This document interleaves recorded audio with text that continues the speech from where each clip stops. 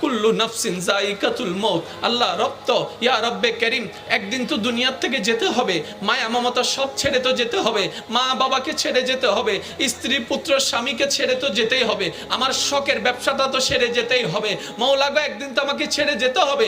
একদিন তো আমি দেখবো না সূর্যের আলোটা, চন্দ্রের সেই কিরণটা আমি দেখবো না, পৃথিবীর বাতাসটা আমি আর নিতে পারবো না। মওলা, একদিন তো মৃত্যুবরণ করতে হবে। মওলা গো, কেউ মৃত্যুবরণ করে মোটরসাইকেলে, কেউ মৃত্যুবরণ করে বাসের মধ্যে, কেউ মৃত্যুবরণ করে হসপিটালের মধ্যে, কেউ মৃত্যুবরণ করে এখানে, কেউ মৃত্যুবরণ করে ওখানে, কেউ মৃত্যুবরণ করে পানিতে, কেউ মৃত্যুবরণ করে আগুনে, কেউ মৃত্যুবরণ করে স্ট্রোক করে। মওলা, মৃত্যু যেহেতু আমার হবে, তোমার দরবারে একটা ফরিয়াদ, এমন একটা মৃত্যু দিও যখন আমার কপালটা থাকবে সিজদার মধ্যে, আমার কপালটা থাকবে সিজদার মধ্যে, জবান থেকে বের হতে থাকবে তোমার প্রশংসা, সুবহান রাব্বিয়াল আলা, সুবহান রাব্বিয়াল আলা।